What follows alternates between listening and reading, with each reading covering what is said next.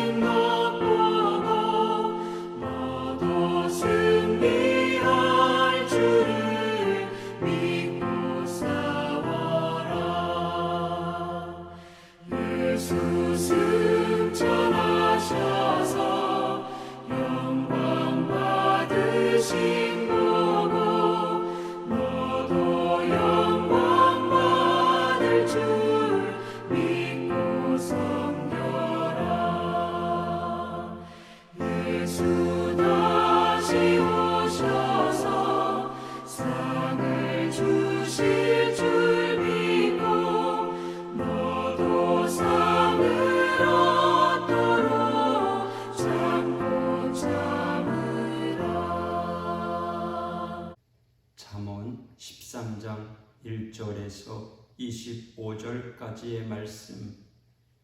지혜로운 아들은 아비의 훈계를 들으나 거만한 자는 꾸지람을 즐겨 듣지 아니하느니라. 사람은 입의 열매로 인하여 복록을 누리거니와 마음이 괴사한 자는 강포를 당하느니라. 입을 지키는 자는 자기의 생명을 보전하나 입술을 크게 벌리는 자에게는 멸망이 오느니라. 게으른 자는 마음으로 원하여도 얻지 못하나 부지런한 자의 마음은 풍족함을 얻느니라. 의인은 거짓말을 미워하나 악인은 행위가 흉악하여 부끄러운 데에 이르느니라. 공의는 행실이 정직한 자를 보호하고 악은 죄인을 패망하게 하느니라. 스스로 부한 채 하여도 아무것도 없는 자가 있고 스스로 가난한 채 하여도 재물이 많은 자가 있느니라. 사람의 재물이 자기의 생명의 속전일 수 있으나 가난한 자는 협박을 받을 일이 없느니라.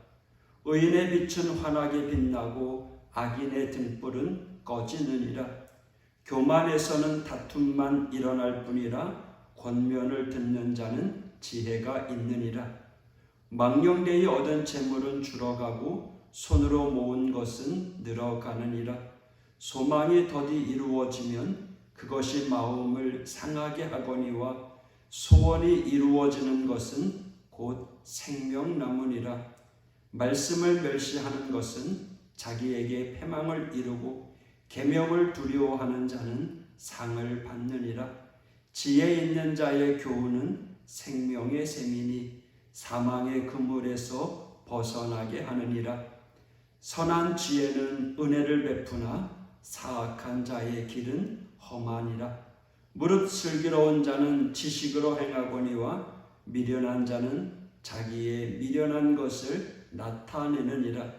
악한 사자는 재앙에 빠져도 충성된 사신은 양약이 되느니라. 훈계를 저버리는 자에게는 궁핍과 수욕이 이르거니와 경계를 받는 자는 존영을 받느니라. 소원을 성취하면 마음에 달아도 미련한 자는 악에서 떠나기를 싫어하느니라. 지혜로운 자와 동행하면 지혜를 얻고 미련한 자와 사귀면 해를 받느니라. 재앙은 죄인을 따르고 선한 보응은 의인에게 이르느니라. 선인은 그 산업을 자자손손에게 끼쳐도 죄인의 재물은 의인을 위하여 쌓이느니라. 가난한 자는 밭을 경작함으로 양식이 많아지거니와 불의로 말미암아 가산을 탕진하는 자가 있느니라. 매를 아끼는 자는 그의 자식을 미워함이라. 자식을 사랑하는 자는 근실히 징계하느니라. 의인은 포식하여도 악인의 배는 줄이느니라. 아멘. 오늘 잠언 13장의 시작과 마무리를 아비의 훈계로 시작하여 자식에 대한 징계로 마무리하고 있습니다. 1절, 지혜로운 아들은 아비의 훈계를 들으나 거만한 자는 꾸지람을 즐겨 듣지 아니하느니라.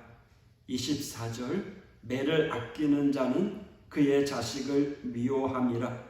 자식을 자랑하는 자는 근실히 징계하느니라.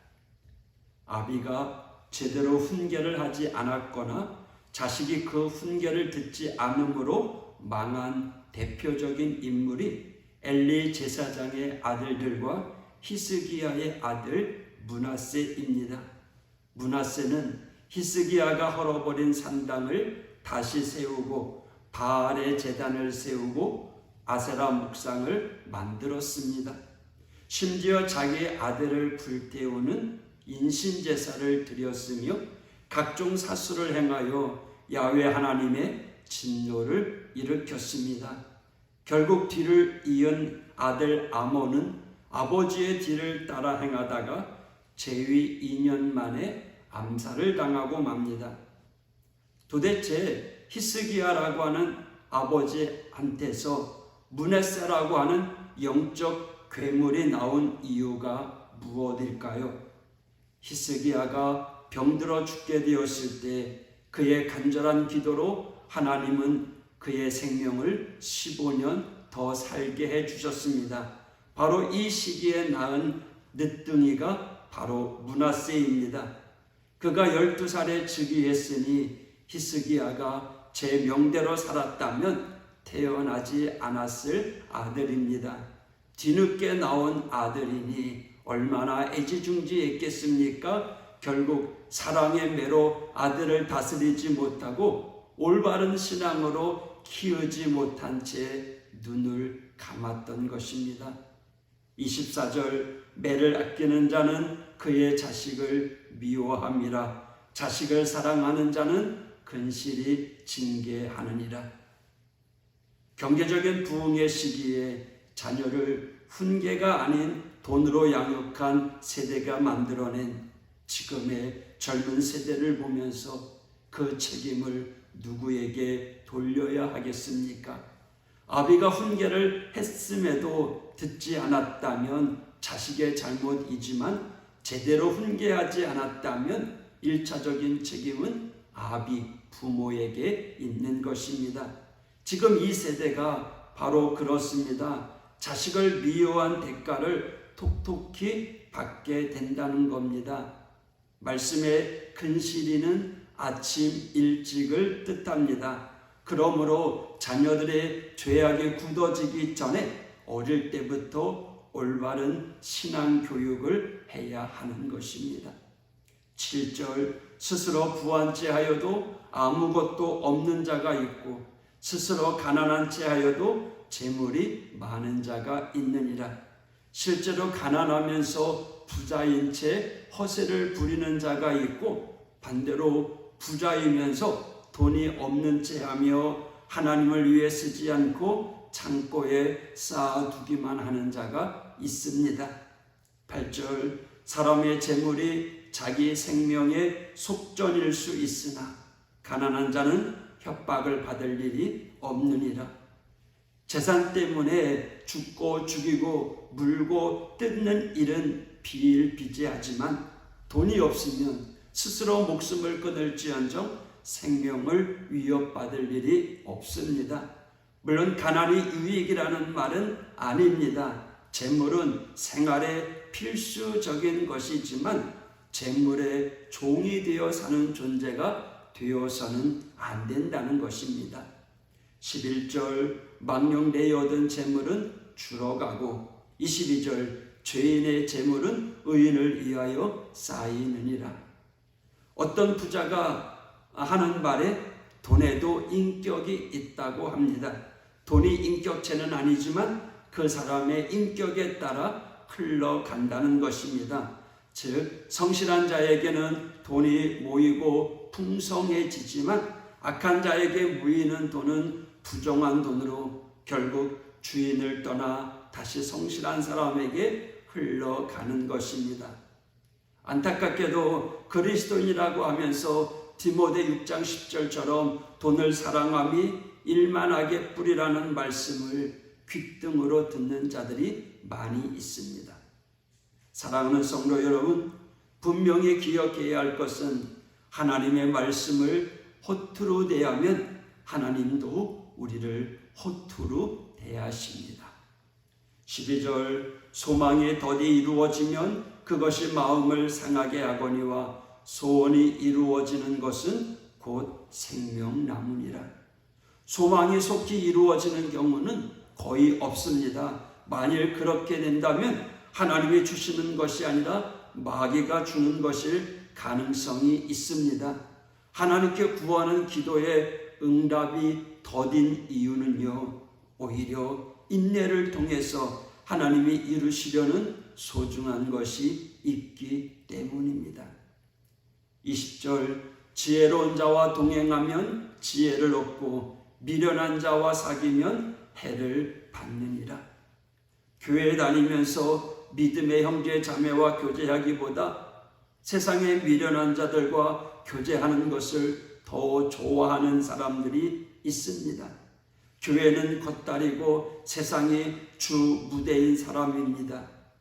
믿음으로 교제할 때 생명의 지혜를 얻는 것을 간과하는 어리석은 사람들이 많습니다. 그런 사람들이죠. 숯을 품어도 옷이 더럽히지 않고 불을 품고서도 옷이 타지 않을 거라고 생각하는 어리석은 사람들입니다. 사람은 학습 능력이 뛰어나 가까이 하는 사람을 닮는 존재입니다. 그것은 지혜와 어리석음에 있어서도 마찬가지입니다. 사랑하는 성도 여러분, 오늘도 이 잠언서의 생명의 말씀을 마음에 품고 여러분 자녀를 위해 기도하는 믿음의 부모가 되시기를 축복합니다. 기도하겠습니다. 하나님 아버지, 자녀를 위해 기도하는 또 자녀를 위해 신앙의 유산을 물려주는 믿음의 부모가 되게 하여 주옵소서.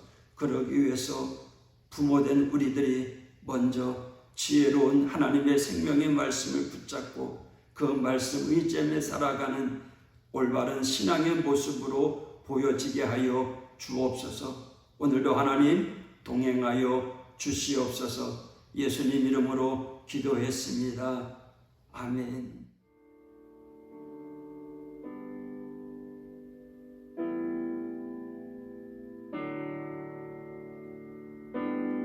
나의 맘 받으소서. 오셔서 주님의 처소 삼으소서.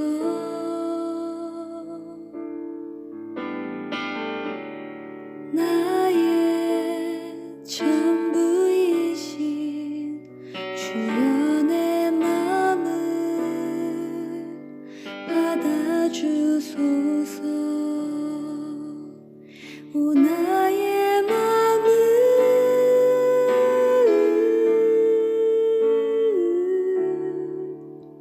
주님께 열었으니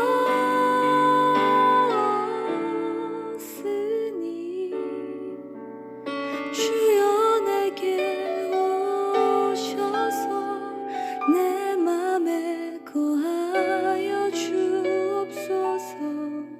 주가 기뻐하는 주의 전 되게 나의 맘을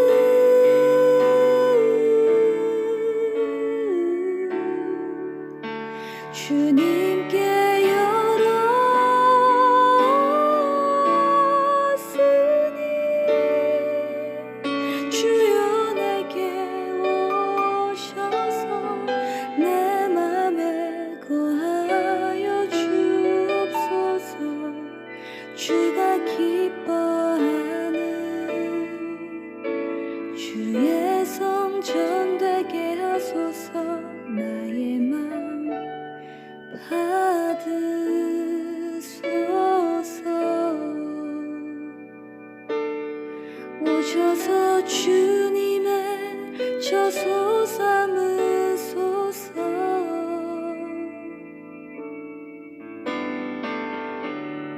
나의 전부이신 주여 내 마음을 받아주소서.